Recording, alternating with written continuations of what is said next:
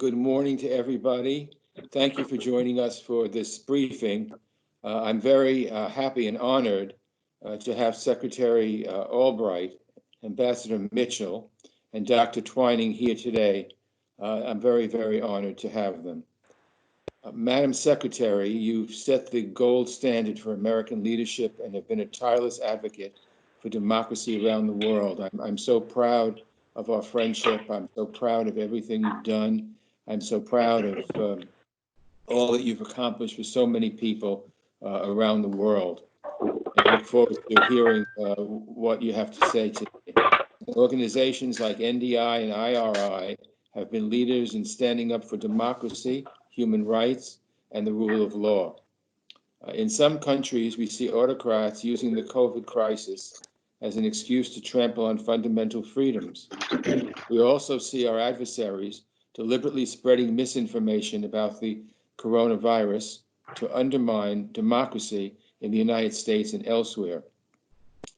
As members of the House Foreign Affairs Committee, we're eager to hear your thoughts on these troubling abuses of this crisis and how we as a committee can be stronger advocates for democracy in these trying times. I'm delighted to have our ranking member, Mike McCall, with us. We always talk about the committee as the most bipartisan committee in Congress, and it should be. We believe that partisanship in politics should stop at the water's edge, and that's what we try to do. So I'm delighted to have Mike McCall as our ranking member and have him valuable working with me, and we have many things to do. Certainly with all the things happening around the world, the Foreign Affairs Committee is really the go-to committee in the Congress, and we'll be doing a lot of activity in the coming days, weeks, and months. So with that, I'll turn it over to Ranking Member McCall for any opening comments he'd like to make. Thank you, Mr. Chairman. Ellie, it's good to see your face. I know we've talked on the phone quite a bit, and it's an honor to be participating. Secretary, always great to see you. Have tremendous respect, and I also want to thank NDI President Derek Mitchell and IRI President Dan Twining. This pandemic has really spread throughout the world, aggressively attacking vulnerable populations. Sadly, almost 250,000 people have died. That number includes 74,000 of our own fellow Americans and close to 1,000 in my home state. But unfortunately, another story has been unfolding as well. Dictators around the world have been exploiting this crisis. In Russia, Vladimir Putin is using new technology and artificial intelligence to surveil ordinary citizens. In Hungary, the parliament passed a law that allows Prime Minister Orban to rule by decree.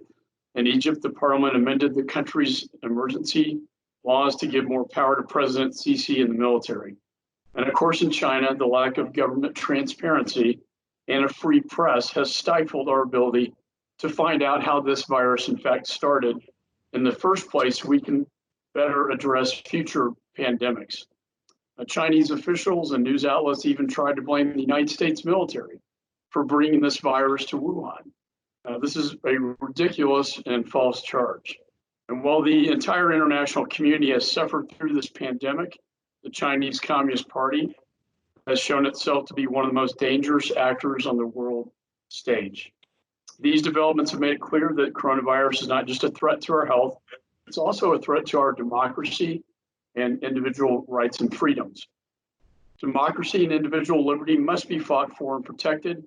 And as the beacon of hope and freedom to the rest of the world, the United States must continue to speak out and lead on these issues. So Chairman Engel, Elliott, thanks for having me here today. And Secretary, just an honor to have you, and thanks to all the witnesses for being here, and I yield back. Thank you. We will now turn to Secretary Albright for her presentation. Thank you very much. Chairman Engel and Ranking Member McCall and members of the committee, good morning. And I'm so pleased to be with all of you, albeit virtually. As chairman of the National Democratic Institute for the past 2 decades, I've been gratified to see Republicans and Democrats embrace the idea that the global health of democracy is of vital importance to America's interests in freedom, prosperity, and security. I'm grateful as well for the strong support that NDI, IRI, and the other NET institutes have enjoyed from leaders in Congress and from this committee in particular. One example of that support is the recent bipartisan congressional letter on democracy assistance, which garnered 129 signatures. And I want to especially thank two members of this committee, Representatives Connolly and Kinzinger, for leading that very important effort. Let me be clear at the outset that no system of government can guarantee health, prosperity, or peace. But history offers ample proof that democracy promotes progress towards those goals, whereas autocracy, by its very nature, makes crises such as the COVID-19 pandemic more likely. When a government does not trust its people, when it suppresses the free flow of information, when its data cannot be trusted, and when its officials, including health professionals, are afraid or prevented from speaking truth to power, the ground is set for disaster. So it's not a coincidence that the pandemic started in a closed society such as China. Nor is it a coincidence that many of the places which have led effectively in dealing with it are strong democracies, including Germany, Iceland, New Zealand, Norway, Taiwan, and Finland, all headed coincidentally by women. These examples and others, such as South Korea, show that the credible and free flow of information, fact-based debate about policy options, the voluntary self-organization of civil society, and open engagement between government and the people, which is the essence of democracy, are all vital assets in combating the pandemic. But even as we see a clear need for effective democratic governance to prevent and respond to the future of health crises, opportunistic leaders on every continent are using COVID-19 as an excuse to enhance their authority. Authoritarian rulers have been quick to argue that a strong hand is needed to deliver the health and security that citizens crave. But even democratically elected governments are responding by enacting open-ended states of emergency, restricting civil liberties, and tilting the electoral field to their advantage. To be sure, these are extraordinary times. We need our governments to act firmly and decisively to protect the common good.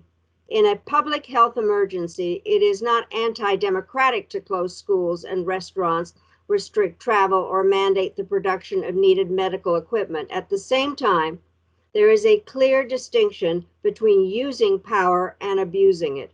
In Hungary, for example, the Prime Minister has been given the indefinite authority to bypass Parliament, govern by decree, and throw journalists in jail whenever he wants. That is the opposite of the rule of law. Not far away in Poland, the ruling party has sought to use an election during a nationwide lockdown to consolidate its position. Governments should not turn the health crisis into an excuse to indefinitely delay elections, nor should they rush to hold elections that prevent meaningful political participation and put people's health at risk. Democracies need to wake up to these threats. We must speak out when needed and sanction political opportunists even when they are allies. We must strongly affirm that the degradation of democratic rights and political freedoms is not required even during the current crisis. And we must support activists around the world as they struggle to safeguard their political rights in an era of social distancing. Democracy support organizations such as NDI and IRR are doing their part in this effort, and as Derek and Dan will explain in more detail, but leadership by the United States government is also essential. One of the great weaknesses of authoritarian leaders is that they seek legitimacy by claiming a monopoly on the skills and muscle required to defend their homelands. This makes them less likely than democratic counterparts to admit, let alone emphasize, the value in cooperating with others. Instead, they treat appeals for international comity as a sign of weakness and betrayal. But the pandemic has reminded us that the modern world demands strong leadership at every level. To succeed against the virus and other threats that do not respect international borders, democratic nations must help revive the basic international understanding by working creatively with others, and every country can reap benefits. I noted earlier that democracy does not guarantee an effective response to the pandemic. In the United States, the virus has exposed vast shortcomings in social, economic, and political structures that shape our lives. But the greatest strength of democracy is its resilience. The United States can still do more than any other country to help move the world in the right direction. We must bring together the democratic world to oppose the unconstrained power grabs of authoritarians and would-be dictators. We must be unwavering in our support to those struggling in this environment to maintain their rights, their voices, and their dignity. And we must recognize the stakes of failure, a world that is more insecure, unstable, and unhealthy. Thank you all for what you're doing to help guide our democracy through this perilous moment. And if we work together on a bipartisan basis, as we are doing today, I'm confident that we can emerge stronger and more united than before. And I look forward to our discussion. Thank you so very, very much. Thank you, Secretary Albright. We will now turn to Ambassador Mitchell for his presentation.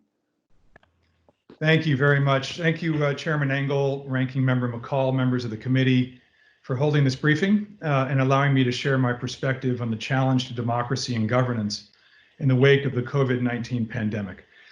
First, I'm always humbled to follow my chairman, Secretary Albright, on a panel like this. I know many of you are well acquainted with NDI from personal experience through the House Democracy Partnership, election missions, even podcasts. I want to thank all of you for your contribution and support for our work. For nearly 4 decades, NDI has supported democratic development in every corner of the globe. We have done so consistently, through good times and bad, alongside our colleagues at the International Republican Institute, and with the strong bipartisan support of the US Congress, for which we are very, very grateful. But today we confront conditions we have not faced since at least the end of the Cold War, if not in the Institute's history. Even before the pandemic struck, democracy faced increasing headwinds from weak institutions, corrupt elites, economic underdevelopment, and unscrupulous demagogues. New digital technologies have offered democracy's adversaries new, powerful tools to inflame, confuse, and divide. And malign rising powers have increasingly deployed their prodigious resources to coerce and corrupt societies toward their illiberal model. As Secretary Albright just noted, authoritarian systems, by their very nature, make pandemics and other such crises more likely, not less. That is a reminder that democracy is not just right and just, but a matter of national security. The irony, though, is that just as the world now needs more open, democratic societies to prevent future crises and respond effectively to the current one, opportunistic politicians on every continent are taking full advantage of the crisis to grab even more power and close political and civic space in their countries, all under the banner of national security. In the last month, NDI has conducted 2 internal surveys of its field staff to keep abreast of trends. And what we are detecting is troubling. A decrease in openness, transparency, and accountability in governance. An increase in citizen distrust of their government. A dramatic increase in sexual and gender-based violence. An increase in scapegoating of minorities and marginalized communities. Increased limits on the space for political parties to engage in political activity. And an overall increase in government suspension, modification, and/or removal of individual or collective rights and protections in the name of national security. While hamstrung by social distancing in virtually every one of our 50+ offices around the world, NDI country teams are finding ways to adapt programming to ensure our partners continue to receive the support they need to preserve and protect their political rights. Let me just give you a few examples. We're pushing back on pandemic disinformation in Albania, Ecuador, Malawi, Ukraine, and Venezuela. We're assisting parliaments with legislative responses to the crisis and on working remotely in Colombia, Malawi, Myanmar, Nepal, and Tunisia. We're heightening awareness on the increase in violence against women and threats to marginalized communities in Ethiopia, Georgia, and Tunisia, using NDI election methodology to share health information in Afghanistan, protect poll workers and voters in Mali, and creating TV and online forums between youth and elected officials in Jordan, Kenya, Kosovo, and Lebanon. These are just a few of the many, many programs and adaptations that we are doing as we speak. Meanwhile, though, Russian disinformation campaigns, as already noted, increasingly conducted in coordination with China and Iran, are particularly widespread and pernicious as they focus on instilling mistrust in facts and in democracy's ability to deliver effective responses to the pandemic. The Russians are also taking full advantage of the world's distraction to enhance their influence and interests at the expense of former satellite states such as Ukraine, Georgia, the Czech Republic, among other countries. This is a chilling reminder that the era of spheres of influence is not over in the minds of some, and that a post-Cold War order made up of independent, sovereign, democratic states remains fragile at best. China continues to use the power of its purse to buy influence with editorial writers, journalists, politicians, political parties, and others across the world to undermine democracy and free speech. China's attempts to undermine the credibility of Taiwan's January 2020 elections through disinformation did not succeed. In a short film we released last month, NDI documented the remarkable partnership forged between Taiwan's government and its civic tech community to combat these attacks, a partnership model worth emulating elsewhere. Beijing has also used the pandemic as cover to crack down in Hong Kong, and in the process falsely accuse NDI of encouraging unrest there. NDI has worked transparently in Hong Kong for more than 2 decades and has regularly issued reports on Beijing's progress toward fulfilling promises under the territory's basic law.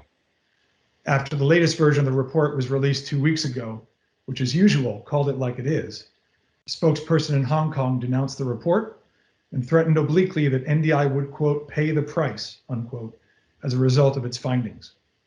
We don't know precisely what that means. But in short, highly resourced and motivated authoritarian powers are exploiting the current climate of fear and insecurity to shape a world in their image and in their interest. They are playing a weak hand in my view, but right now they have the advantage of initiative. As Secretary Albright said in her remarks, US leadership is essential to take back that initiative. By joining with democratic allies to speak out against the degradation of democracy by authoritarian opportunists, opposing the malign international activity of China, Russia, and others, and empowering citizens with the tools necessary to ensure governments answer to them rather than the reverse. Some are calling the COVID-19 crisis an inflection point for democracy. If so, democracies must use this moment to make an extra investment toward bending that curve toward our values of justice, dignity, and equality for all. I assure you, NDI and its global partners will continue to do our part. So again, I want to thank members of this committee for your longstanding support of the Institute's work over nearly 4 decades and for holding this discussion today during this extraordinary moment of crisis. Thank you very much, Mr. Chairman. Thank you very much, Ambassador Mitchell, for your presentation. We will now turn to Dr. Twining for his presentation. Thank you, Chairman Engel, Ranking Member McCall. It's a real honor to be here with you, the distinguished members of the committee. I'm always very honored to share the stage with former Secretary Albright and my colleague Derek Mitchell. I would like to reiterate what all of you have pointed out is the greatest strength of American leadership for democracy in the world, which is its bipartisan, nonpartisan quality.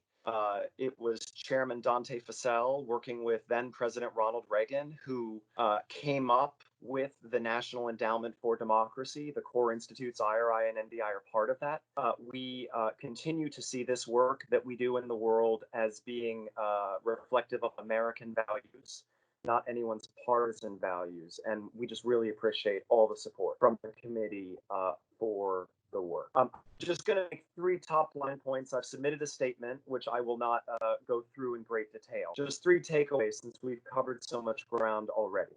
The first, as both the chairman and ranking member pointed out, we are not simply living through a global health crisis. We are living through a global political crisis, a political emergency. It's taking several forms. It's putting unprecedented stress, unprecedented at least outside of wartime, on existing democracies, where institutions are under so much pressure, where leaders are performing in mixed ways, not always rising to the challenge, where citizens are feeling alienated and unprotected. It is emboldening authoritarians in other countries.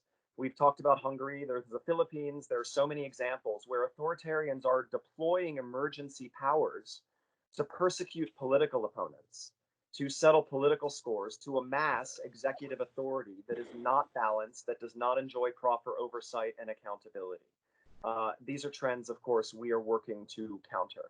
The crisis also is political in the sense that our great power rivals, great power autocracies in Russia and China, are weaponizing disinformation and misinformation around the pandemic, as has already been mentioned, to attack America, to assault the free and open world that we have built with our friends and allies for the last 75 years now. So there are many things at work in this pandemic.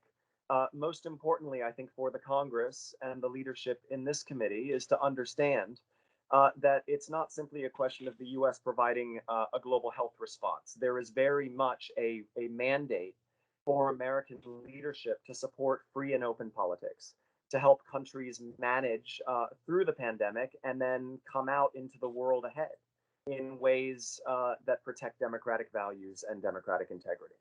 So that leads to the second point, which is that democracy and governance are not a sideshow here. They are very front and central to the emergency that we face in the world.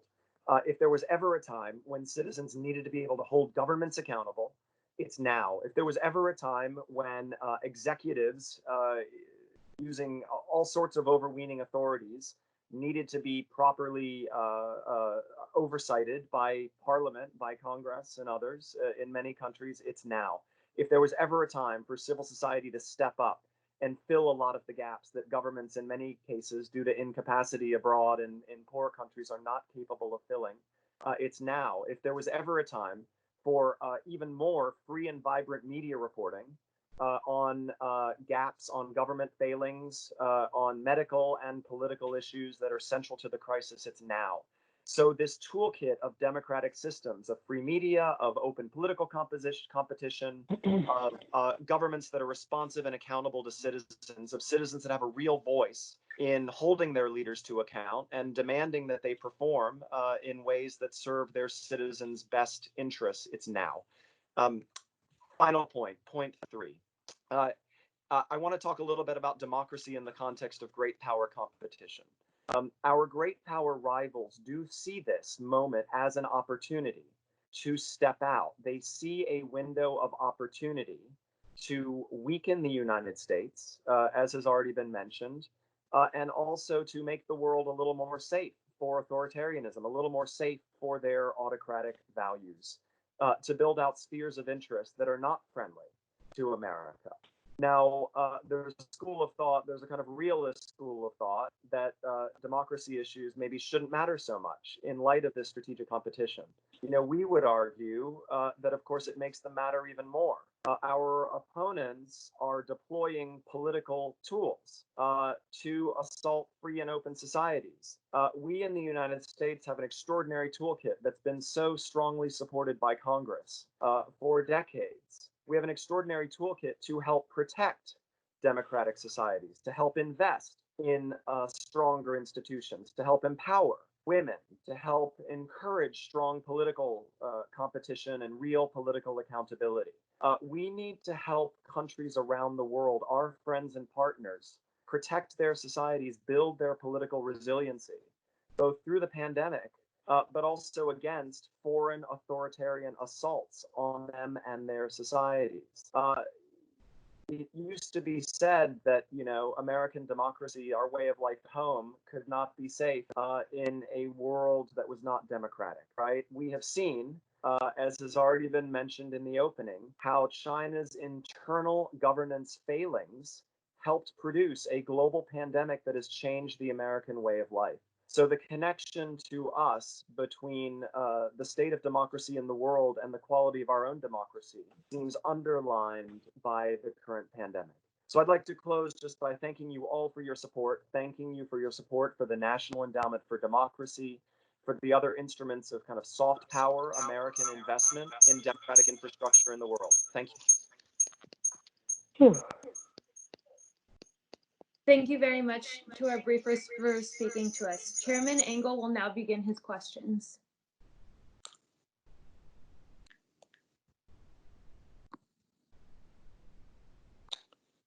Well, thank you very much.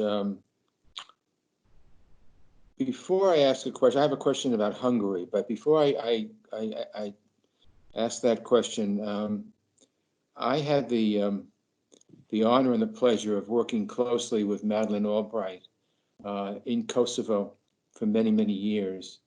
And one of the things that all the political parties in Kosovo share the embrace of the United States. I have often said that you can go around the world and Americans are not welcomed as much any place as they are in Kosovo. Secretary Albright and I are honored to have streets named after us. People in Kosovo love the United States, are really want to be part of it. Unfortunately, we talk about dictators. Kosovo, those of you that know what happened, came out of Serbia. And right now in Serbia, we have Mr. Vučić, who runs Serbia with an iron fist and is doing all kinds of things to undermine democracy in Kosovo by trying to get countries that have recognized Kosovo. It's something like 120, 125 countries to try to get them to de-recognize Kosovo, trying to make all kinds of trouble. And even what's very troubling is having the United States seem to side with Mr. Vučić and making it hard. We just had an election in Kosovo, and the United States now seems to be backing away from the bipartisan commitment that we've had in subsequent administrations, starting with Clinton, but Bush, and then going on.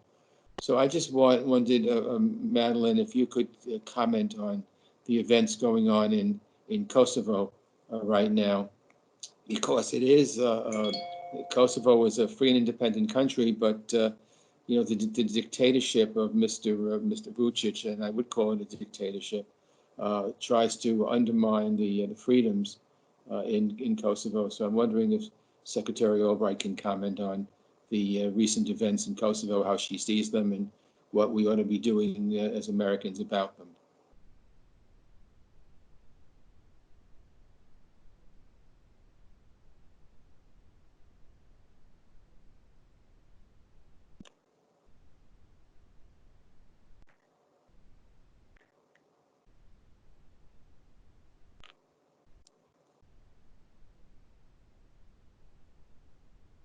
I hope I didn't do something wrong.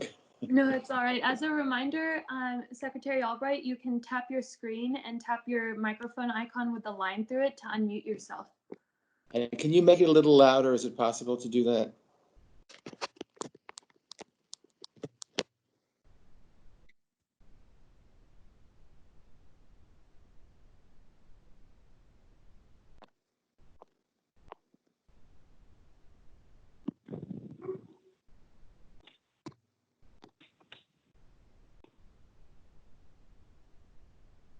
Is this sabotage by the Chinese and the Russians? While Secretary Albright is unmuting herself, maybe one of our other briefers could speak to your question. Can the presenter please unmute Secretary Albright? I lost internet connection. Can you hear me? I can hear you. Okay. Camilla, can you unmute Secretary Albright for me? Now, I hesitate to answer for her, given that she is a very personal issue. She has very much a personal perspective and professional perspective on Kosovo. But from NDI's perspective, just to say that we have an extraordinarily active presence in both, in Serbia, and working with civil society to try to ensure that the government is listening to civic voices, even as Vučić grabs more power, as we're seeing in COVID-19 crisis. And in Kosovo as well, we were working with the parliament, with young people. You know, we're not getting involved in geopolitics. I think part of this is what you're suggesting. Madeleine, are you on? No. But you know, our perspective is we want to ensure that Kosovars have full ability to chart their own future and are not coerced by neighbors. But I think Madeleine has more to say. And there's a lot of coercion going on now, unfortunately, and we seem to be either acquiescing to it or joining it. I don't quite get it, but. Yeah, we're trying to link young people among the different Balkan countries and throughout Central and Eastern Europe so they can talk across ethnicities, across boundaries, and get past the history of the past 20, 25, 30 years. It's a major initiative that we do at NDI, and we do this in partnership with IRI through something called the European Democracy Youth Network, EDEN. I think I've unmuted. Yes. Okay, great. Finally. Time. So thank you for asking that question, because I do think that Kosovo was something that we all worked on in a bipartisan way for many years, and supported the fact that they could and should be an independent country. And as you noted, we were there for the end of to celebrate the end of the war. I have never been to a country that has been so visibly grateful to the United States, with hundreds of American flags and people cheering and really wanting to be a part, to be an independent country and to be able to be a part of the international system.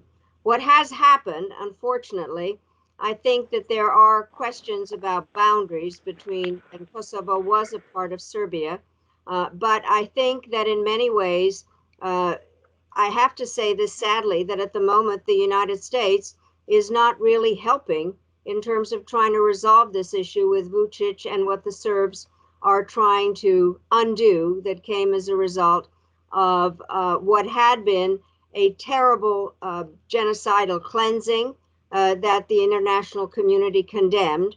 And I think we have to keep it very much front and center and recognize the fact that these are a group of people that want to have their independence and want to operate democratically. And I'm very proud that NDI is there. I was there and I've met a lot of them. And so I do think that it's important. Thank you for asking it, and thank you for all your help on it. Well, thank you for everything you've done. The progress wouldn't have been possible without you. And it's just, you know, you can travel around the world. I have, and you certainly have many, many times, and you won't find a country that greets Americans with such a fanfare as Kosovo. I've never seen any other country where they love Americans, appreciate Americans, are grateful to what we did in 1999 to prevent genocide from happening on the face of Europe once again. And it just, it breaks my heart when we seem to be sort of turning our backs on these people and going down a different path. But I'm sure we'll be covering a lot of that in the Foreign Affairs Committee this year and next as well. So, but thank you. Let me ask you the question about Hungary, because in your testimony you talked about what's going on in a lot of these countries, and Hungary is certainly one of them. Prime Minister there, Orban, has a further consolidated power and now effectively rules by decree in Hungary. A NATO ally, we pulled it out of the communist bloc, made it a NATO ally, and now we're seeing this horrific governing and authoritarianism. So Orban has consolidated power, rules by decree. NATO ally, Hungary was at one time a great success story for the triumph of democracy over communism, and now slipping back. So we in Congress have spoken out strongly against the emergency authorities Orban has assumed and against his anti-democratic behavior in the past, but he appears to be undeterred. He's not alone. There are many other public figures that are taking advantage of the crisis. So I would ask Secretary Albright and any of the other panelists, how would you recommend that we in Congress, excuse me, and the administration deal with the situation in Hungary? Again, thank you very much for asking that. And for members of the committee that don't really know everything about my background, I was born in Czechoslovakia.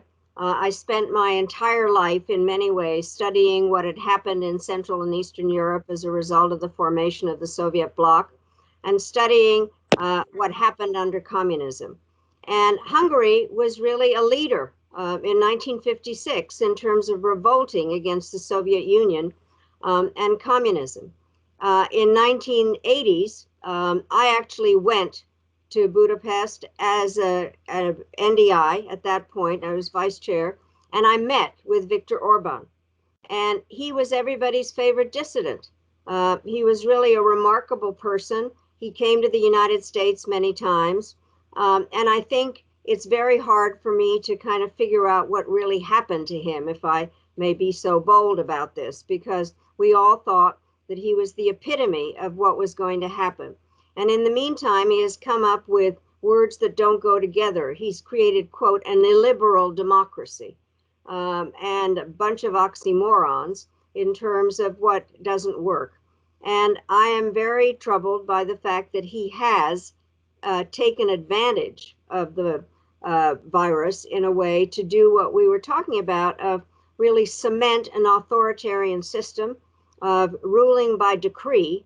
And yet at the same time, I have to say again, I was the one that welcomed him and the Hungarians and the Czechs into NATO.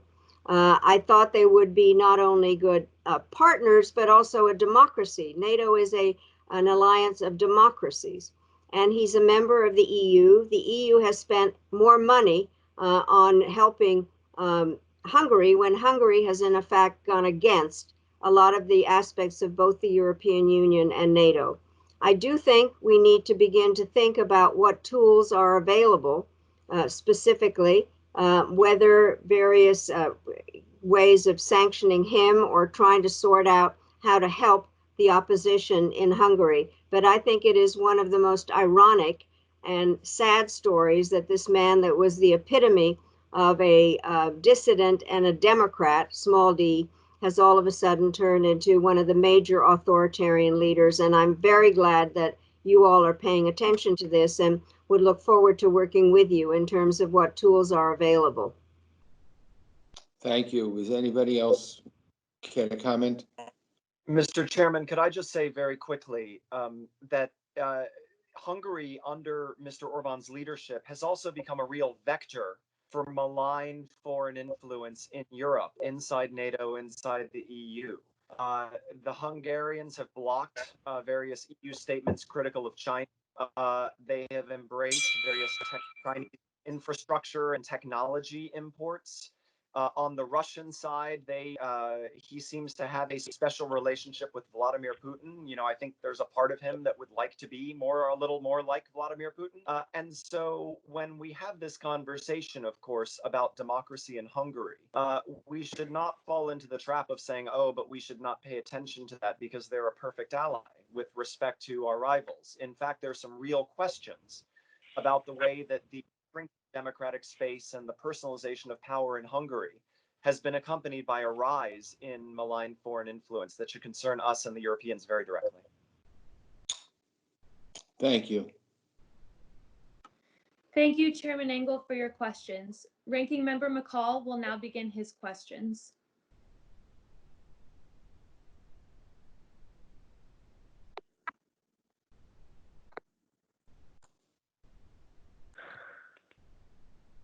And as a reminder, sir, you can tap your screen and touch the microphone icon to unmute yourself.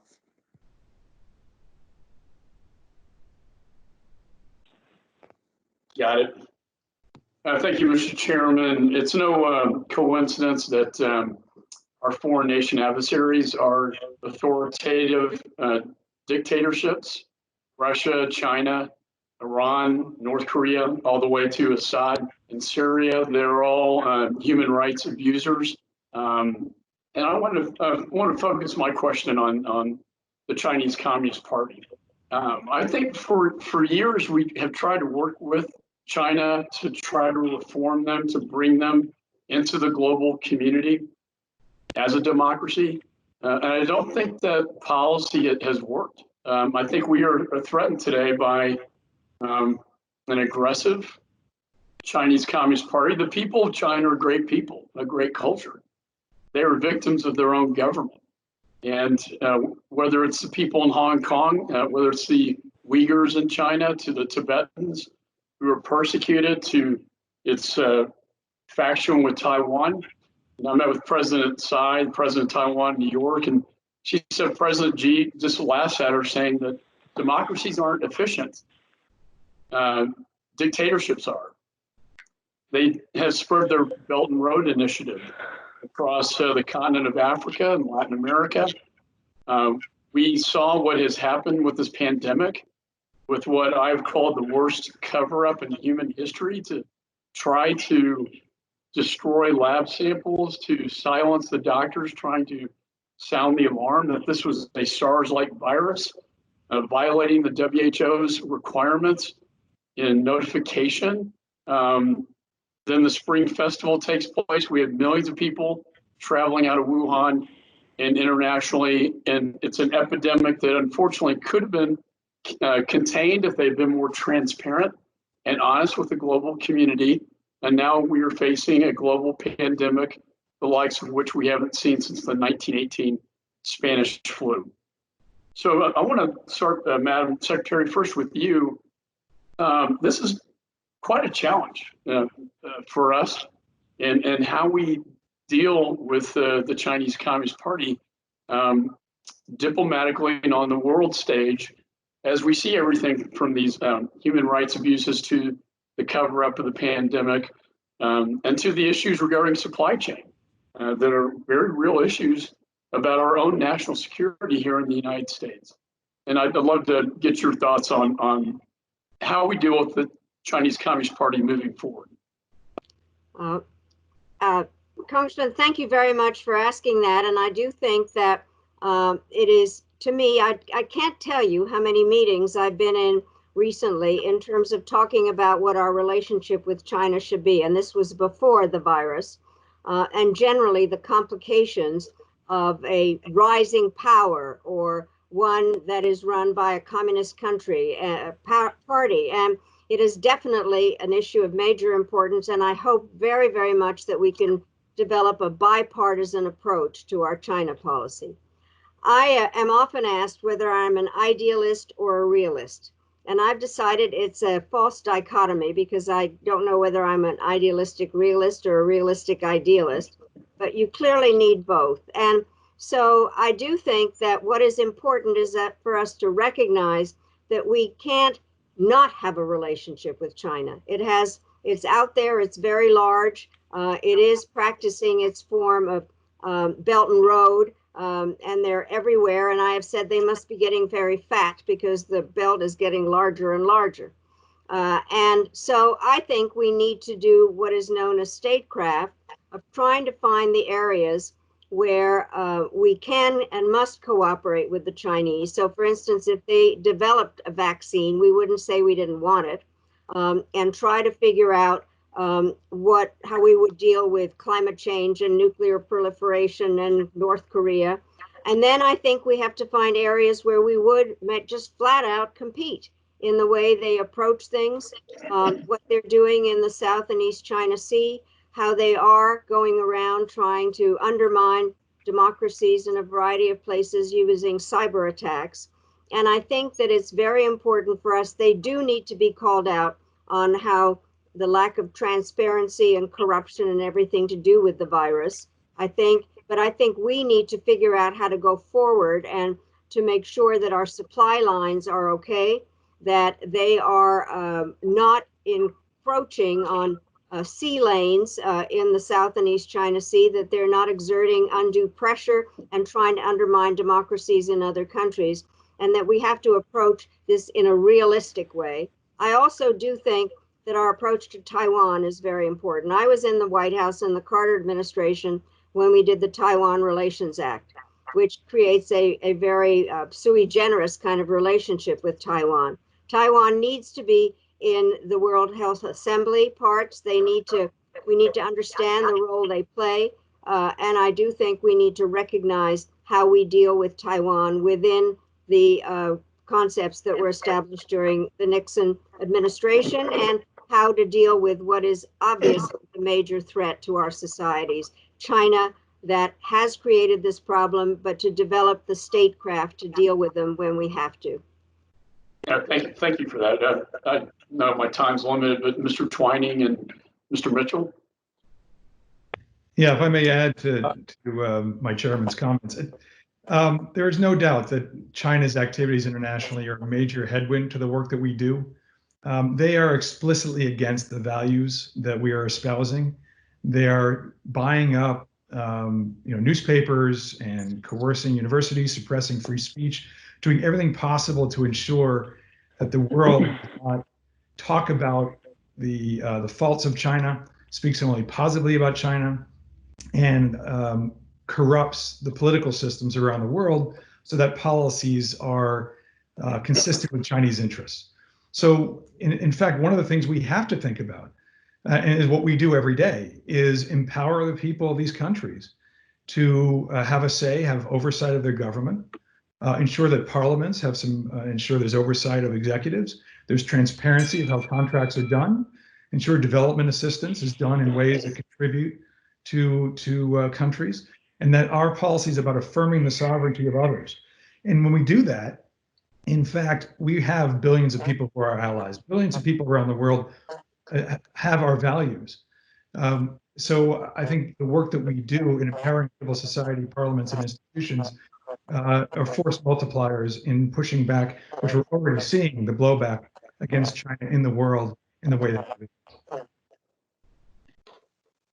And I don't see our other witness. Do you have any comments? Sir, just very quick, because I heard your bell chime.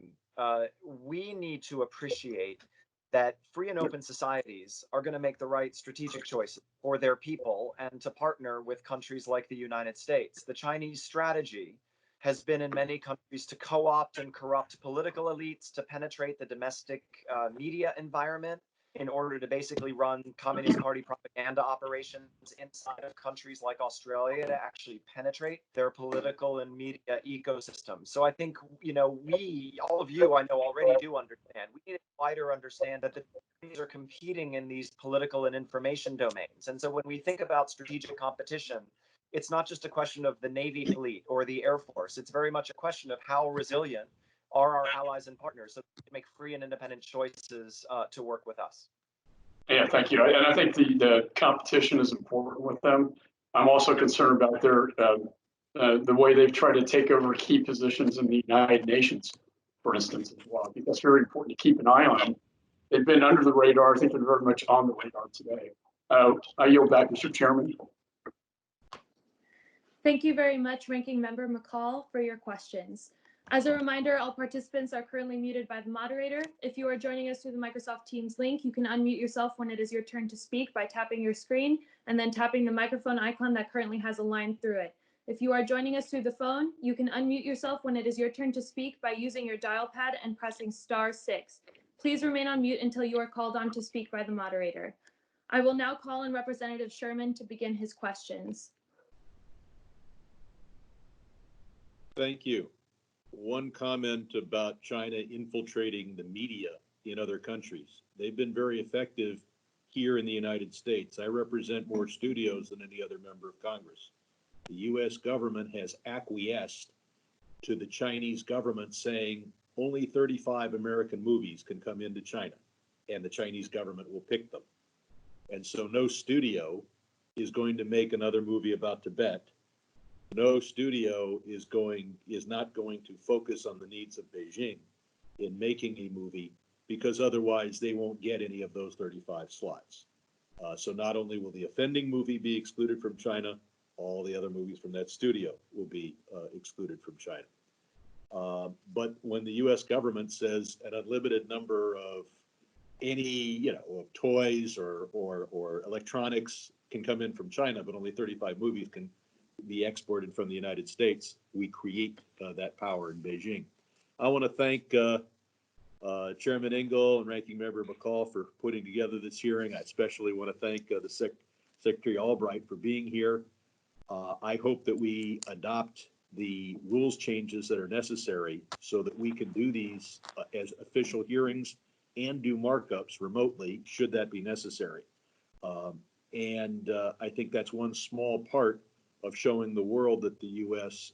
is running and can respond to this crisis.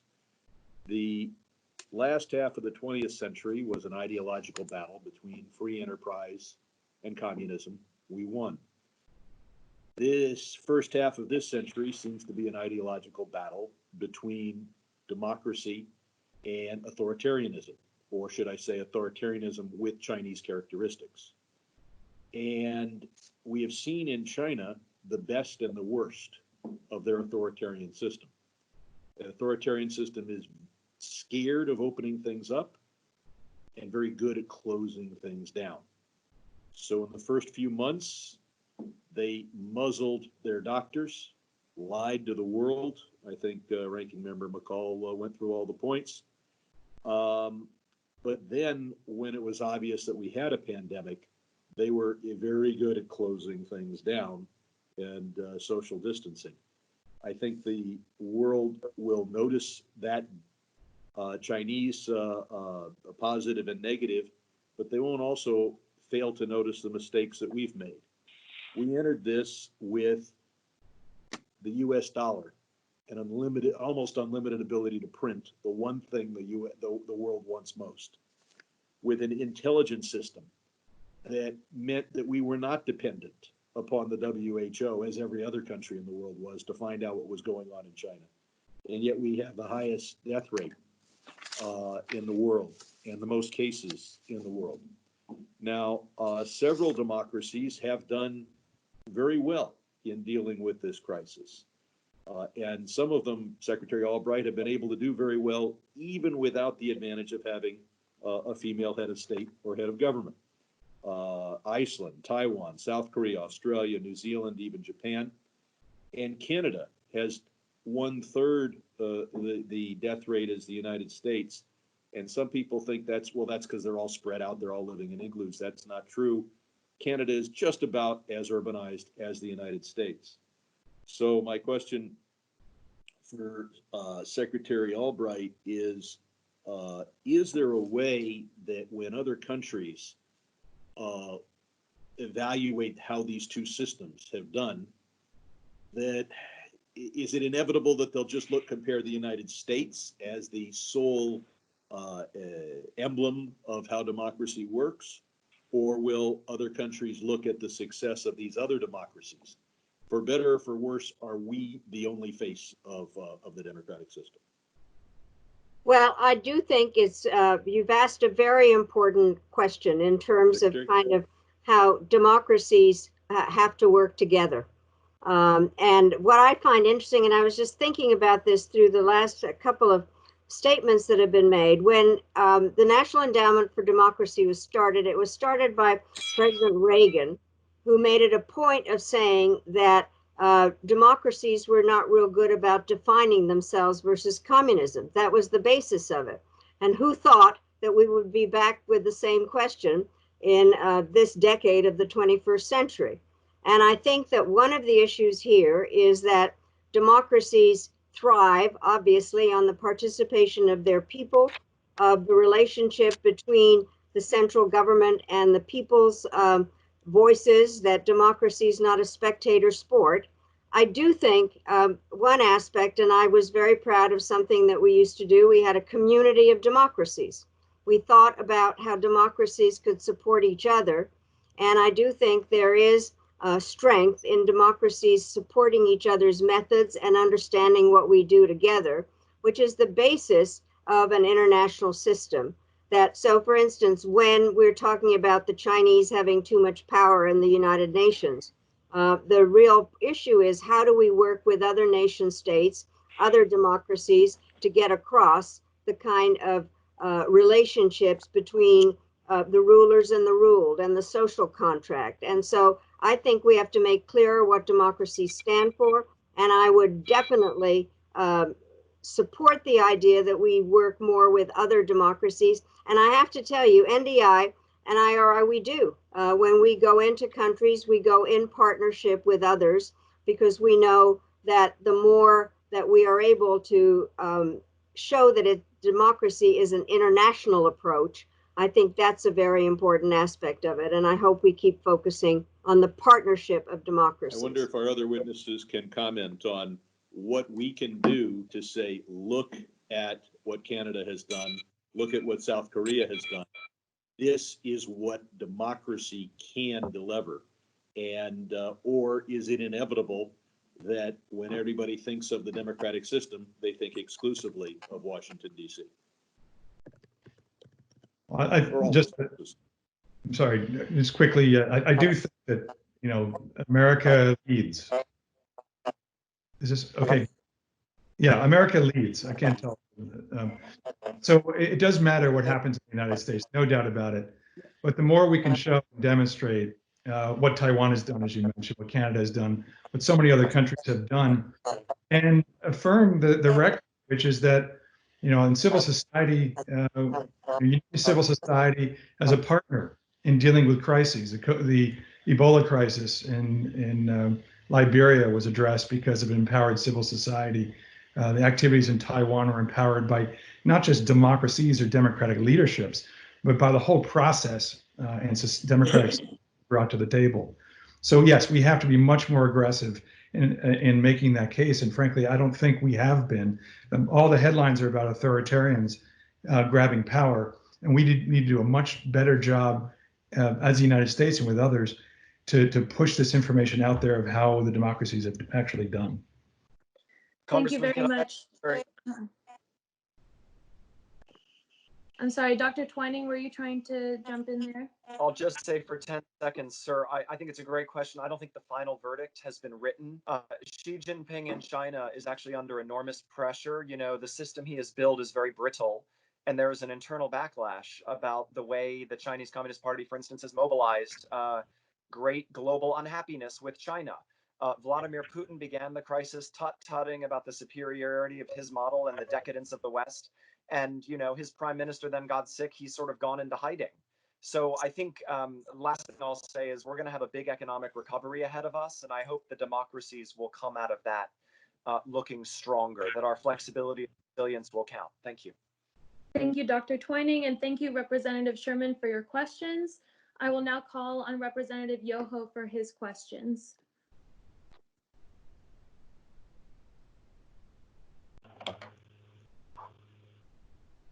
Can you hear me now? As a reminder, sir, yes, we can. Okay. First off, I want to thank Chairman Engel and McCall for putting this on, and thanking our panelists. Secretary Albright, thank you.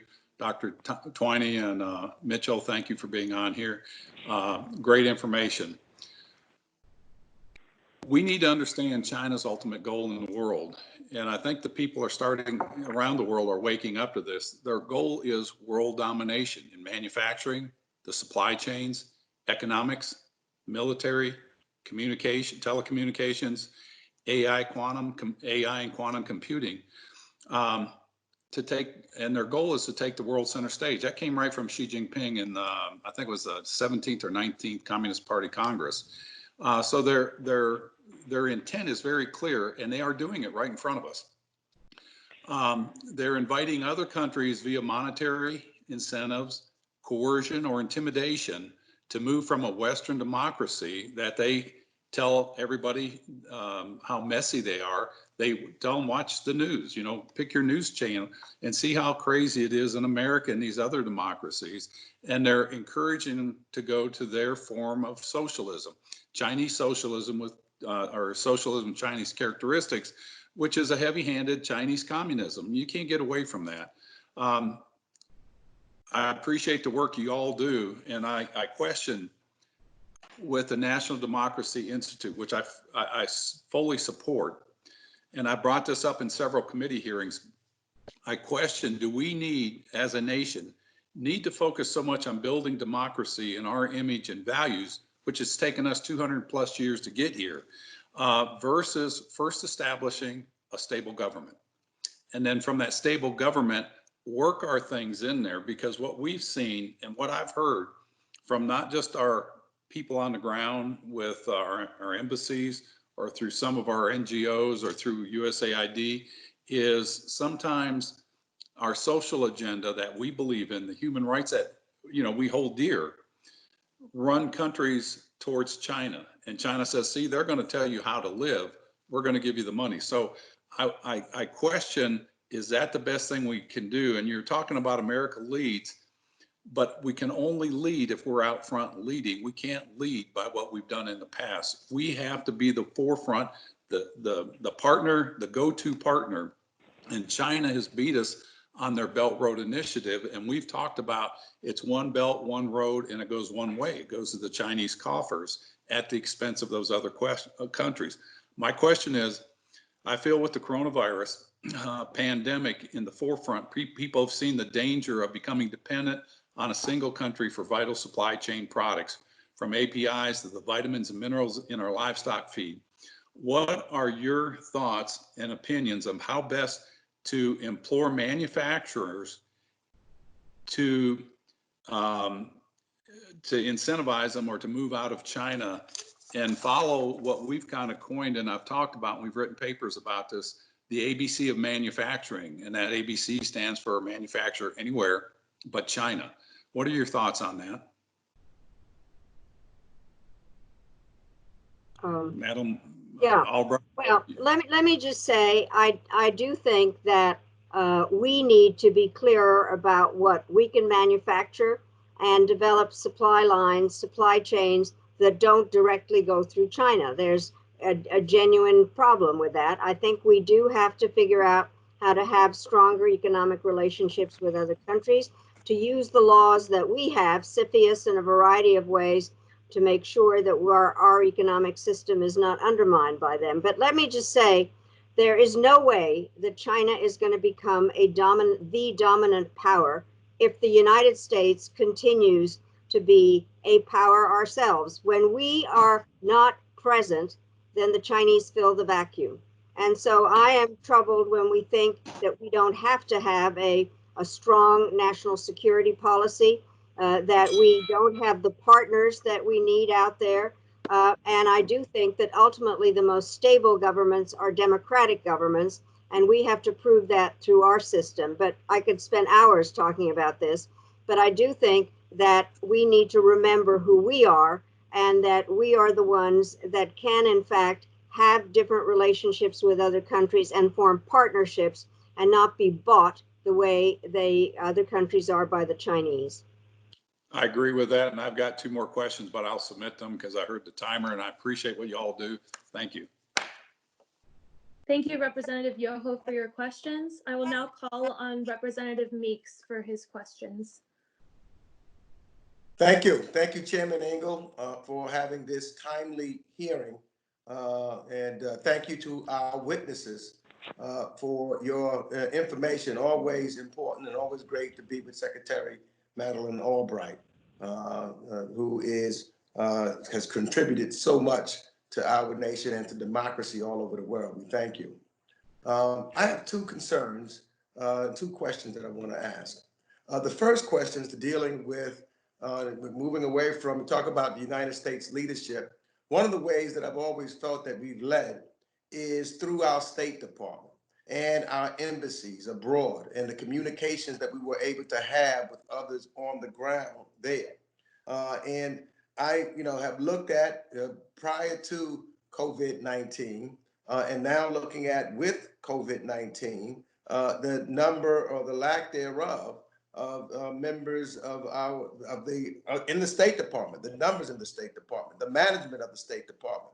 So I wanted to know, in your opinion, because of the understaffing, at the State Department, and when I've looked at it in a number of places that particularly U.S. embassies, I'm wondering whether that has had and continues to have what impact it has on the morale and efficiency, especially during the coronavirus pandemic, as well as we've seen some concerning reports of politicized retaliation against the Department of State employees, of some of which have been validated by the investigations by the State Department's Inspector General.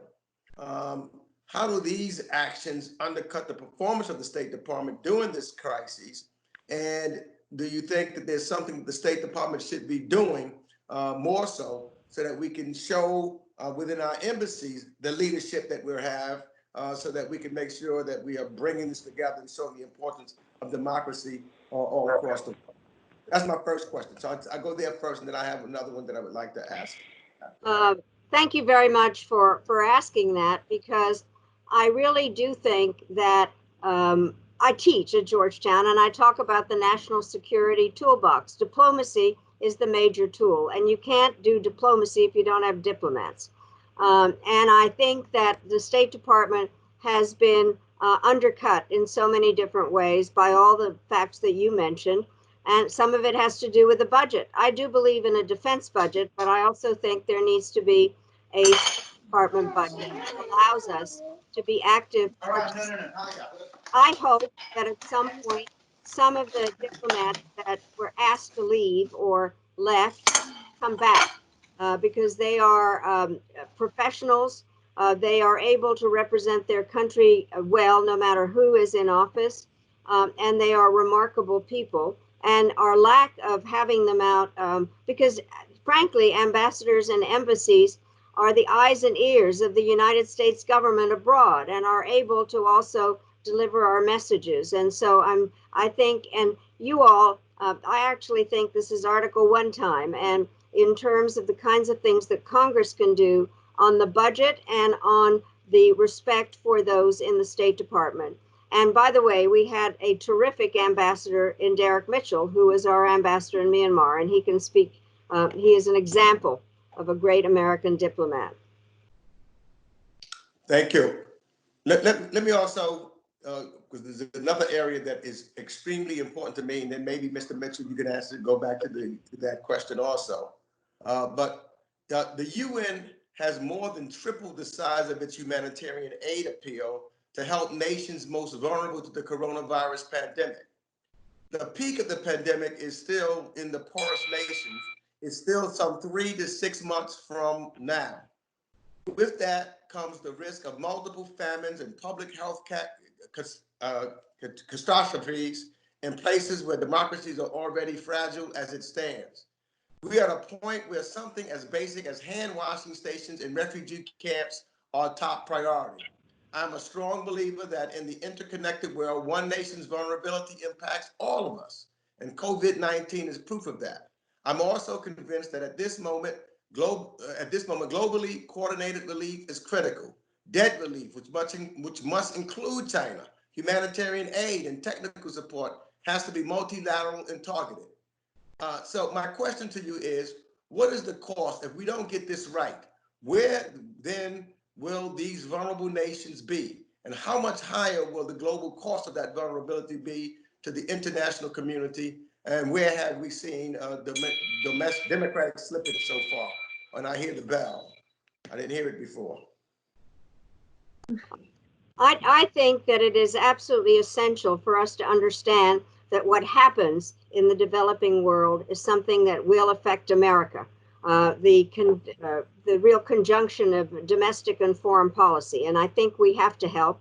And when the U.S. is not there, somebody will step in. And that is partially what's happened with the Chinese. We have been AWOL, for instance, at a pledging conference on vaccines by the G20. And I think when we are absent, then others fill the vacuum. Thank you. I have to yield back because I heard that bell. It sounds like a cow. Thank you very much for your questions, Representative Meeks. I will now call on Representative Shabbat for his questions. Thank you very much. And I know we've talked about China already, but I'd like to bring it up for a moment here on my first question. China has been engaging in an extensive disinformation offensive to play up its successes, or what they would say are successes against the coronavirus. They've been bludgeoning anybody who criticizes them either in their own country or outside. They've been trying to win praise in the international community. They've shifted blame away from themselves and onto others. I happen to be one of the founding co-chairs of the Congressional Taiwan Caucus, and I'm one of the co-chairs currently. They once again have blocked Taiwan from at least observer status at the WHO. Could this be an opportunity because of the PRC's abhorrent behavior to strengthen Taiwan's position with its allies, including the United States, to try to promote their acceptance on the world stage, and maybe our allies will stand up to China when you consider how awful they've been and how positive and really a role model in many ways Taiwan has been on the world stage. So if you could comment on that, whichever one of the panelists wants to, I would appreciate that. Well, let me just briefly say this, that I believe that Taiwan should in fact have a position in the World Health Assembly, to be seen as a country that in fact has done a very good job on dealing with the virus itself. But let me just say, having been at the UN, that it is a mistake if the United States decides that we are not going to be supporting the WHO, because if we're not at the table, then we have no leverage. And I can tell you that from my own experience at the UN.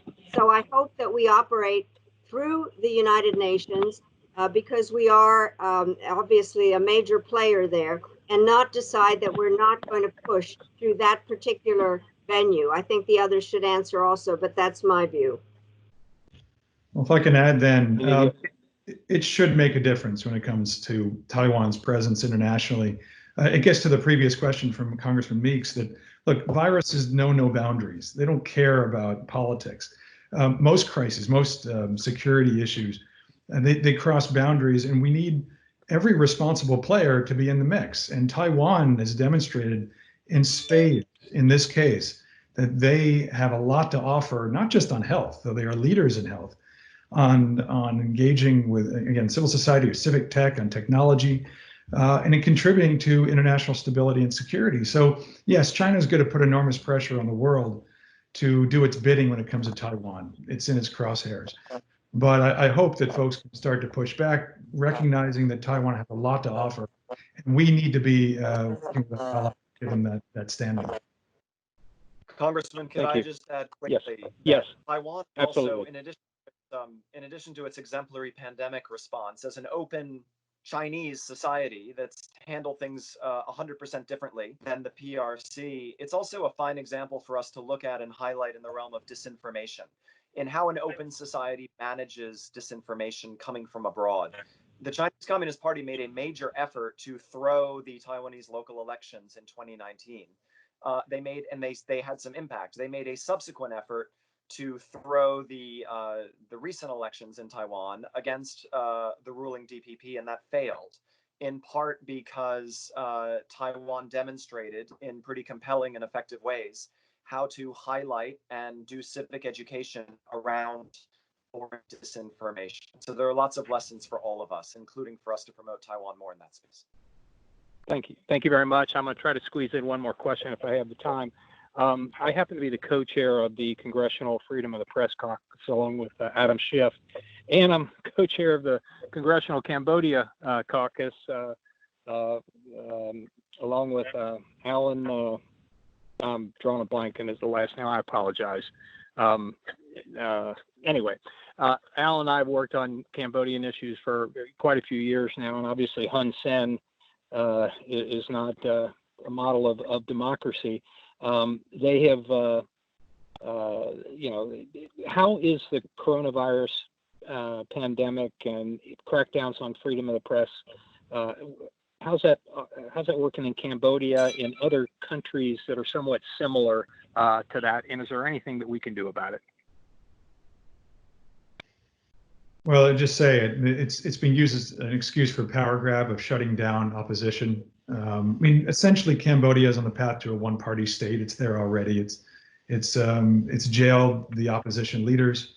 Hun Sen is putting his son and his other cronies in positions of authority, and essentially mortgage a lot of what's going on inside the country to Chinese influence. So coronavirus has just given him more of a space to do that kind of thing.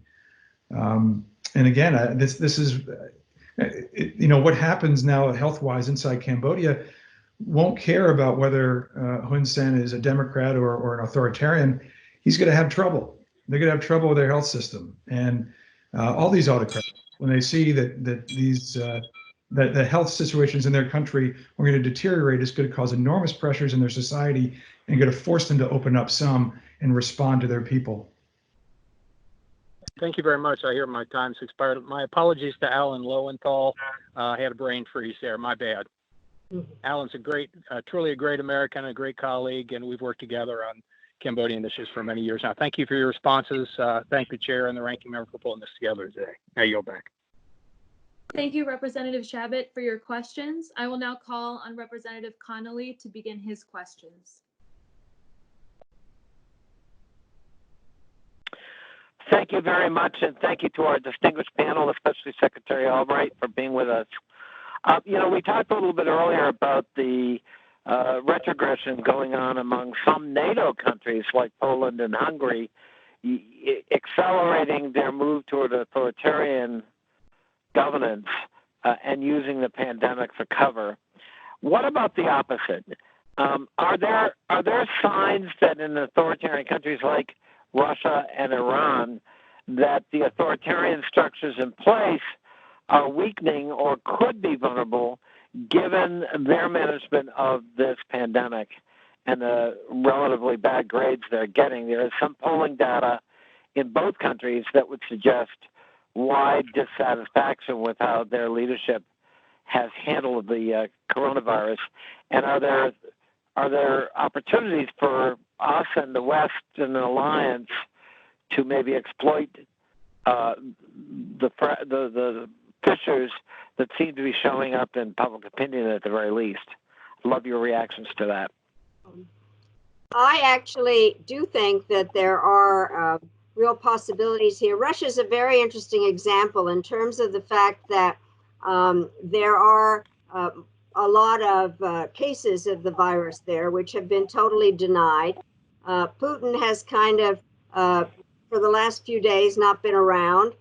As has been mentioned, his prime minister got ill. There are, when you deny facts and people can actually see them, and there are those that are able to be brave enough to speak out. I do think that there are opportunities, not in a number of different countries, to do what we do as those who see democracy as an example of a problem solving and not that operate by the rule of law, that believe in the freedom of the press, and that respect the views of their people. But it requires, and I have to say, we need a lot of help in this. And it goes back to some of the questions that have already been asked in terms of how, where do we get our support? How can we operate in these countries and have the understanding that you all on the Hill understand the importance of making sure that people in various countries are able to be represented. And I've always said this, democracy has to deliver because people want to vote and eat. And so we have to be able to do the work that the Democracy Institutes do with the help of others in countries where there is dissatisfaction with corruption and the lack of the rule of law.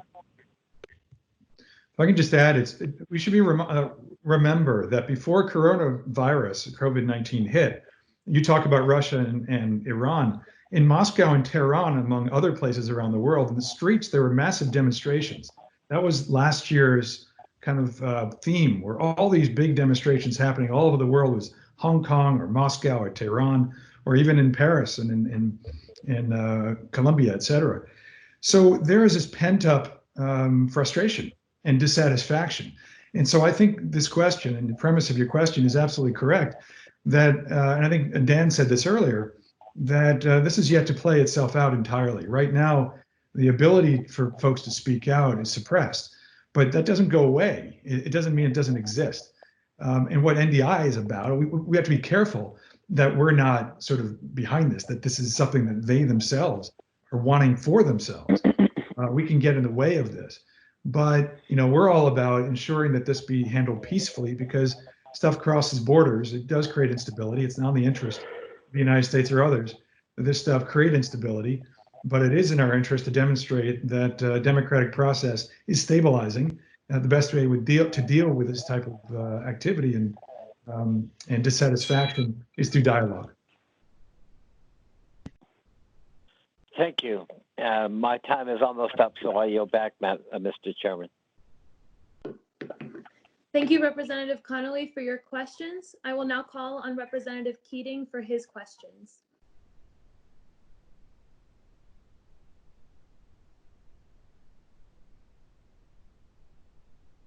As a reminder, sir, you can press *6 to unmute yourself on the phone, or you can touch the microphone icon on your computer to unmute yourself. Hello. Like everyone else, I've been dodging. Thank you, Madam Secretary. Just briefly, we've all been talking about the wave of the COVID virus and the effect it's had on disinformation and the way that authoritarian governments, particularly China, have been using this against democracy. And this is a timing issue, which all our panel has mentioned. And we have coming up June 10th, the G7 conference that'll be occurring. And I think it's a great opportunity. I'm advancing a statement and want my colleagues on the committee to go forward, where we can not only address the health issues, you know, things like medical tariffs that are there, weaknesses in the supply chain that we can all address together, inclusion and participation in the World Health Organization so that we can change it from within and be part of a global effort. You know, it was just this week in Europe that in a short period of time, $8 billion was committed to an international effort. So this is an important, I think, opportunity and timing with the G7 coming up. I just wanted your comments on the necessity to act soon on this and be a part of things soon, because we can't wait, you know, months or a year to decide to re-engage. And this is a great opportunity for us to re-engage. And in the absence of us, there will be a vacuum. It's being filled right now. And we're making our country weaker, our allies weaker each and every day. So I'd like you to comment on using that, you know, upcoming G7 as one very soon in time opportunity for us to reinsert ourselves more strongly. I am very much in favor of using the variety of organizations to have the United States be a lead player. We don't have to dominate the world, but we do need to have partners. And I know Americans don't like the word multilateralism. It has too many syllables and it ends in an ism, but it's just partnerships. And I think that it's important for us to figure out how we operate within those partnerships and not get held up so that we are absent when there's a statement, or that we don't recognize the strength that comes with partnerships. There are a number of them. We have kind of decided that we don't want to be in that arena, and I think that's a mistake. So I do think that it's important to use the G7, the G20. I've also said that people and organizations in their 70s need a little refurbishing. And the UN is at 75 years old, and it does need refurbishing in a number of things. And it will not happen if the US decides not to be there, not to make our words heard, but also to understand that these are mechanisms that can help the United States be stronger, not weaker. Well, thank you, Madam Secretary. I'll yield back because I know colleagues are still waiting. But I asked them to join with me on that statement. Thank you. Thank you very much, Representative Keating. I will now call on Representative Castro, who is our vice chair, to ask his questions. Thank you, and thank you for y'all's words today, your insight. My question, and one that I've been wondering about, is about information during the time of a pandemic. We've seen the challenge with getting accurate information out domestically.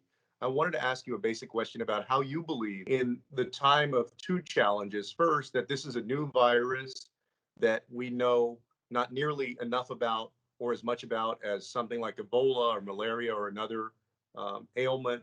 And then secondly, this is the first pandemic in an age of social media bloom, where social media is basically in full bloom, where you have not only governments pumping out information, but also people sharing information among each other in a way that's not always accurate and reliable. And we've seen the challenges of that. Do you have, I know that we're still in the middle of this thing, but do you have any idea on how do you get accurate information out during this time, not only to people in the United States, but also to people around the world? I think this is one of our major challenges, and technology is a double-edged sword. And I think Derek and maybe even Dan can talk a little bit about how the Democracy Institutes, because we're dealing with this on a daily basis. Yes, Dan, do you want to take first, or let's see? I'll just say very quickly, so as not to burn up time. Thank you, Congressman, for your question. You know, Sure. I think Derek and I, the institutes broadly, the democracy community is very concerned about the way that technology before the pandemic and perhaps during has supported authoritarianism, has supported various forms of tyranny. You know, the total surveillance state in China, the various ways that dictators can surveil their people around the clock and control them that way. The way even people who don't feel surveilled in places like China, in places like Iran that are essentially behind internet firewalls, live in information bubbles where they are subject to their own government's propaganda rather than objective truth. And the pandemic has put a point on that. So the institutes are very engaged. Derek can say more about how to try to get technology to work for democracy. We're going to have big debates in all of our countries around the role of technology as we come out of the pandemic, because everyone's going to want to use technology to do contract tracing and medical monitoring of themselves. We just have to make sure, I think I personally am much more comfortable with that kind of technology in the hands of citizens that live in democracies where there are rules and restrictions on government abuses of such information than we would be, of course, where those institutions were lacking. Derek? Yeah, I think there's a long answer to this. I mean, just very quickly. I mean, first of all, I think the Silicon Valley companies are an important partner in this, and so far, I think they have been doing a pretty good job. They've stepped up and taken down disinformation and been very, very responsible on that front. NDI actually has an office in Silicon Valley. What we try to do is connect civil society actors, hackers from around the world, groups that are doing this on the ground, and whether it's Estonia or Ukraine or Taiwan or El Salvador, wherever, to connect to Silicon Valley and make sure that they are reporting what they're seeing. But it's critical. Again, Taiwan's a great example. They had real-time hackers that scrub the web, that monitor and scrub the web. And when they find things that there's disinformation, they go and get rid of it. And they've been powered by government. They use humor. They call it humor over rumor to try to dispel rumors that are out there and just push good information out. So it has to be a partnership of civil society, government, and these companies to push good information and ensure the bad information gets ferried out. Thank you. Are you back? Thank you very much, Representative Castro. We will now call on Representative Liu for his questions. Thank you. I want to thank all the panelists for appearing today, and also I want to thank the chair and ranking member for holding this hearing. I got two questions. The first is a follow-up regarding Taiwan, and the second is on North Korea. So as you know, Taiwan got it right about the pandemic early on, and they also have done a good job suppressing it. They were kicked out of the World Health Assembly. However, it is my understanding that the World Health Organization can by itself invite Taiwan back as an observer. And all that takes is simply an invitation from the director of the World Health Organization. So if you could maybe tell us a little bit about the director, how likely that could happen, whether any pressure might get that to happen. And then regarding North Korea, I want to know if any of you have any insights as to whether coronavirus has affected North Korea, and how did it come for so many countries to believe that the leader of North Korea may have been dead, and that all turned out to be wrong?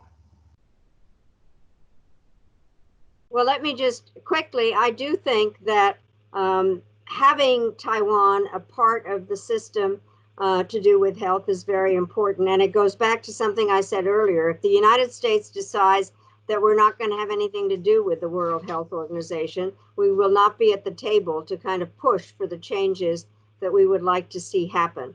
On North Korea, I think that I went there and it is a place about which we have very little information, which goes back to some question about the role of diplomats. I happen to believe that it's a mistake when the United States does not have diplomatic relations are not a gift. They are a way to know what is going on in a country. And we have a very hard time having eyes on what has gone on. And it allows things like the rumors of the last couple of weeks to take hold, and does not help in terms of understanding policy and what's going on. But I turn it over to my colleagues. Yeah, just quickly on North Korea, my background is really on Asia, and I was in the Pentagon working on Asia and some North Korea. I think the rule of thumb is you have to be extremely humble about what we know and don't know, what we know about North Korea. And anybody who follows it, it's reading tea leaves. It's up to the observer as much as the facts that you know and your interpretations. And I think it just reminds you have to be humble about these types of things. But it does, it raises questions about what is actually happening inside the country, what's going through the mind of Kim Jong-un during a time of crisis like this, that he would not show his face. But if the pandemic hits there, do they have any kind of system to shut it down? Are they going? I mean, their authoritarian system, totalitarian system, they would say is ready-made for this. But I suspect they're terrified of what would happen if it started to spread through their capital. So, I mean, that's all I would say on that.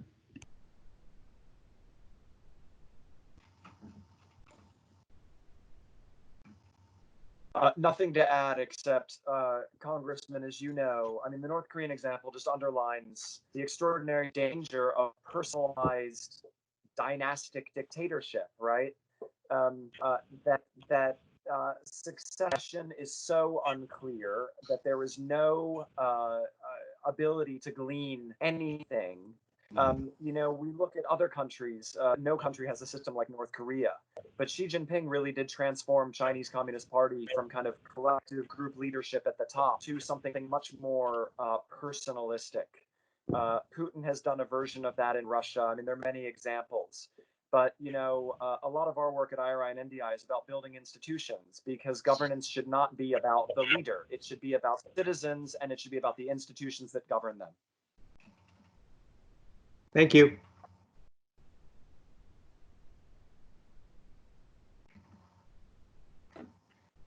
Thank you very much, Representative Liu, for your questions. I will now call on Representative Levin for the final questions of our briefing. Thanks very much, and it's good to see all the witnesses on a little screen in a little box, and I thank the chair and ranking member for convening us. I actually want to follow up on my colleague Ted Liu's questions about North Korea for a moment, if I might. That North Korea's claimed to have 0 cases of COVID-19, something experts say is nearly impossible. And state-run media has portrayed a robust disease control effort within the country, contrasting their lack of COVID-19 cases with the rest of the world. We know that North Korea's public health system in no way has the capacity to handle an outbreak within the country, and that the Kim regime isn't likely to be transparent, obviously, if COVID-19 has taken hold or does take hold there. On top of that, there's the risk that we're facing a perfect storm, if you will, of a secretive regime, poor intelligence, a population that's already at very high risk, and an international sanctions regime that could constrain a quick humanitarian response effort. So with all that in mind, I want to start with Secretary Albright. What can the U.S. do to save lives in North Korea in this situation? Well, I think that you have asked a complicated question in terms of really understanding the motivations and the fact that we have very little access and who could in fact work on our behalf. And I think that we have to see what the relationship at the moment of South Korea with North Korea is, and to see whether there's some common way that there can be help, because part of the problem is if in fact there really is a major outbreak there, it won't stay in North Korea, it will spread. Exactly. And it leads me to something that I wish we could really kind of bring into the discussion, which is we are focused on the virus and we've asked mostly questions about China. And part of the issue here is to understand that the world has not stopped during all of this, that there are crises in a number of places that require the attention of the free world or the democratic world or the United States. And it goes back to generally at the moment, the question about our diplomats, where are they? What is the role of the State Department? And I do think that it's very useful, especially for this committee, to understand but to act on the complexity of the issues that go on that will have unintended consequences in what happens during and after the virus, in terms of the health, in terms of governance, in terms of America's role in the world. If I could broaden that as the last question. Well, Madam Secretary, if I may, I completely agree with you. And I mean, I'll just give another very far-flung from North Korea example. The United States was on the verge of deporting a bunch of people to Haiti, including Emmanuel Constant, Toto Constant, who's a war criminal and who served time in prison here. We've been deporting people with COVID-19, ICE has, to other countries. This virus knows no borders. That will come, that's a horrifying concept in and of itself. Haiti's prison system has 3.5 times as many prisoners as it has capacity for. I think that the State Department needs to step in and play a much more active role in cases where the sort of extreme desire of this administration to deport people has major foreign policy implications. The current Haitian regime has no ability to bring Emmanuel Constant to justice, he was convicted in absentia there, and he committed, you may remember that he was the main author of one of the big massacres in the 90s. So I really agree with you that we have to bring foreign policy considerations more broadly into our treatment of the pandemic. I do think that we need to recognize what the American role needs to be in the current world. And poor Haiti, they have a cholera epidemic also at the same time, and a very weak government. And they have, I can tell you from my own experience when I was at the UN, the issue of Taiwan and China was one of the issues that was out there even then, about who was doing what and the competition. And Haiti is somehow the victim of many mistakes in national security policy. Well said. Well, I heard the gong. Unless Mr. Chairman, unless either of the others wish to comment, which I'd welcome, I'm happy to yield back. Thank you. Thank you. I hope people can hear me. I want to thank our panelists. I want to thank everybody who participated. I think that this was really fascinating, and I think we all have a lot of thinking and acting to do. I want to thank Madeleine Albright Derek Mitchell and Dan Twining for excellent presentations. Kind of gets my juices flowing that we can get back to some of these issues that we haven't been able to look at these past months. But we will again be at the point where we will have to make important policy decisions, and I think the expertise that we've heard today is certainly something that we'll be calling on and counting on as the days, weeks, and months pass. I do think that you know, in New York years ago, there used to be a New York lottery, and they had a slogan that said, "You've got to be in it to win it." And I think that's pretty much the same as diplomacy. If you're not in it, you don't win it. And if you're in it, you've got a good chance of winning it.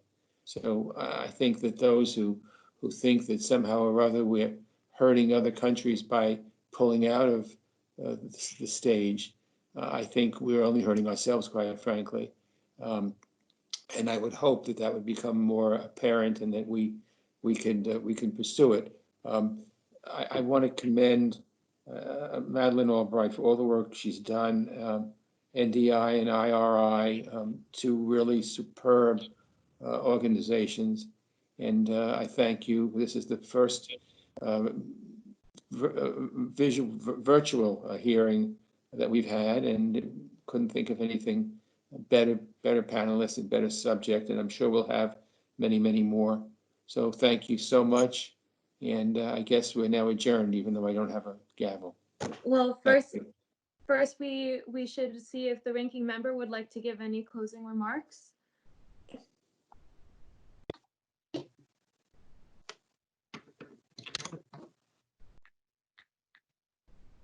Sorry, love technology these days. Elliot, thanks for putting this panel together. Secretary Albright, what an honor it always is to have you before our committee. I want to thank all three of you for your service to our nation. And Elliot and I will continue to work together in a bipartisan way to tackle these very challenging times that we live in. So I look forward to seeing you hopefully soon in person, maybe next month. And Elliot, stay safe. We need you. Well, you too, Michael. You know, as this was going on, I was thinking that you know, when the Soviet Union fell, we were all so ecstatic about it and thought, wow, you know, democracy is really the wave of the future. And it's amazing how in a few short years, things can turn and twist and actually be the opposite of what you had anticipated it to be. You know, Russia was on its back, and someone like Putin came along, and the same thing is now happening in other places. So it just shows that that we need to continue to work together, and I think that this committee is a great example of the way Congress should act.